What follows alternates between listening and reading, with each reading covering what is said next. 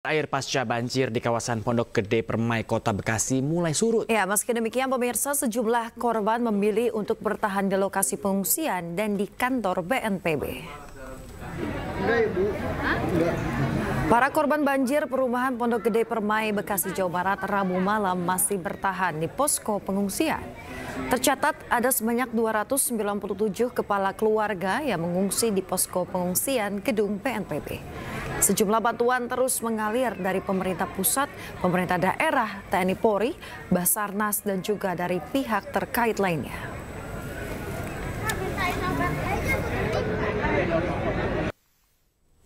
Pemirsa, pasca terendam banjir, sejumlah fasilitas di RSUD Kasbullah Abdul Majid, Kota Bekasi, Jawa Barat mengalami kerusakan.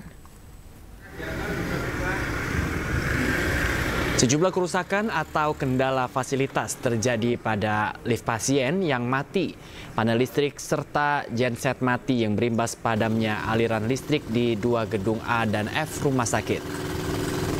Peralatan medis yang turut terendam juga membuat terhambatnya pelayanan rumah sakit pada masyarakat. Tidak hanya itu pemirsa, basement di gedung A di RSUD Kota Bekasi juga terendam banjir setinggi 2 meter.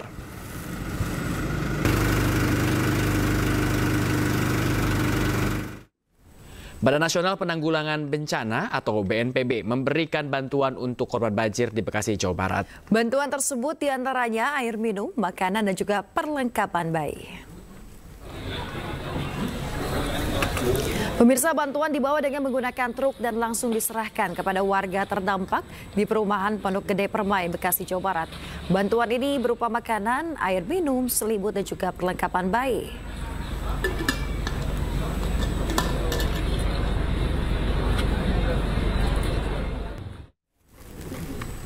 Pemirsa, Wakil Presiden Gibran Rakabuming Raka meninjau lokasi terdampak banjir di perumahan Pondok Gede Permai, Kota Bekasi, Jawa Barat. Ya, dalam tinjauannya Gibran mengecek kondisi rumah-rumah warga yang terdampak banjir dan menemui korban banjir di pengungsian. Dengan berjalan kaki, Gibran menyusuri jalan di perumahan Pondok Gede Permai yang kini sudah mulai surut dan menyisakan tumpukan lumpur. Dalam kunjungannya, Gibran sempat berbincang dengan warga yang rumahnya terdampak banjir. Gibran juga mengecek beberapa rumah warga yang terdampak.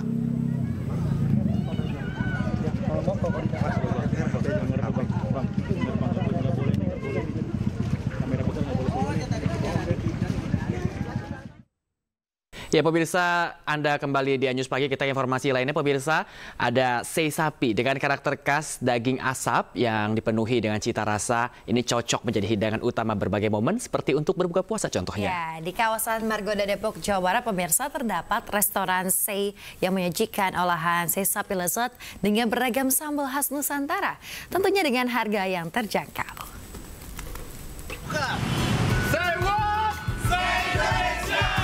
Sei, hidangan daging asap asal Nusa Tenggara Timur, merupakan makanan populer dengan cita rasa yang khas.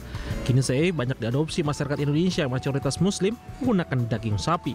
Rasa yang khas dan lezat membuat makanan ini banyak disukai.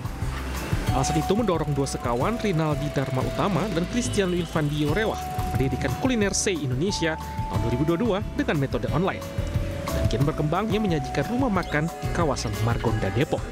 Banyak variasi menu menjadi pilihan, diantaranya sei sapi dengan berbagai macam pilihan sambal khas Nusantara. Tentunya dengan harga terjangkau untuk segala kalangan. Untuk bikin makanan yang lebih terjangkau tapi proteinnya tinggi. Nah dari situ kita memang cobain beberapa jenis makanan yang paling bisa dikembangkan dan digemari, yang masih jarang ditemukan, yaitu salah satunya adalah sei.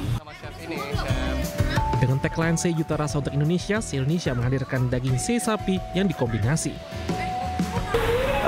Karena cuma sei Indonesia yang secara experience gue makannya itu kayak makan barang mahal tapi harga murah gitu. Jadi ya nggak ada jawaban lain. Kehadiran restoran sei membuat makanan enak dapat dinikmati setiap hari. Saat ini sei Indonesia mau membuka sistem layanan antar dan gerai offline 24 jam. Dari Depok, Jawa Barat, tim liputan melaporkan. Pemirsa, Kedutaan Besar Arab Saudi di Indonesia menggelar buka puasa bersama dengan perwakilan Menteri Kabinet Merah Putih dan perwakilan masyarakat Islam. Ya, acara ini sekaligus menjadi peresmian program bantuan Raja Salman untuk Indonesia, seperti penyerahan kurma dan Al-Quran.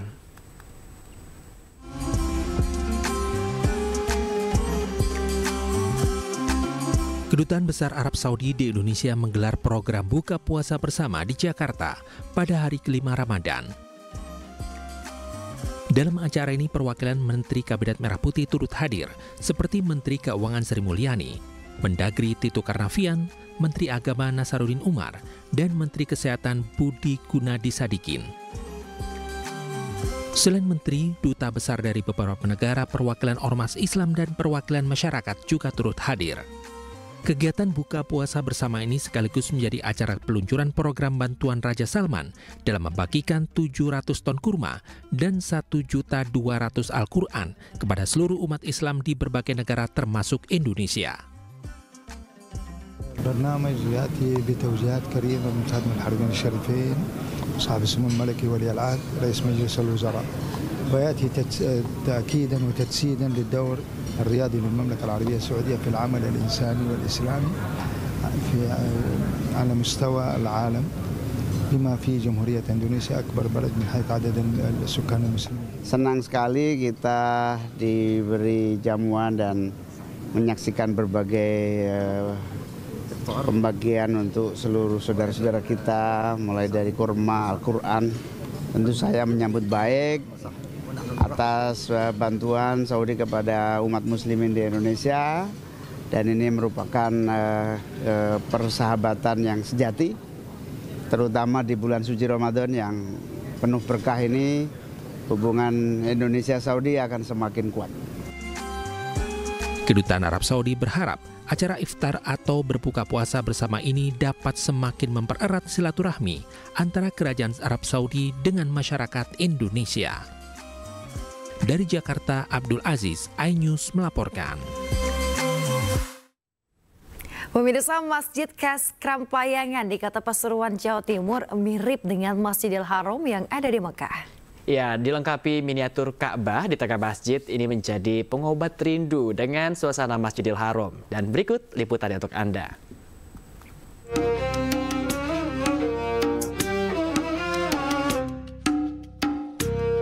Rindu dengan Masjidil Haram yang ada di Mekah?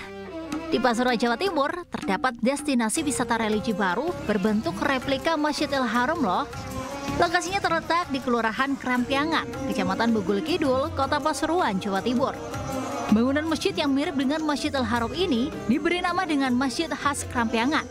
Selain bentuknya yang sangat mirip dengan Masjidil Haram, masjid ini juga dilengkapi dengan miniatur Ka'bah dengan ornamen mirip dengan Masjidil Haram di Tanah Suci Mekah. Memiliki luas mencapai ribuan meter di tengah hamparan sawah, ditambah dengan hawa yang sejuk dan memiliki air yang super jernih, menjadi daya tarik para jemaah untuk berkunjung.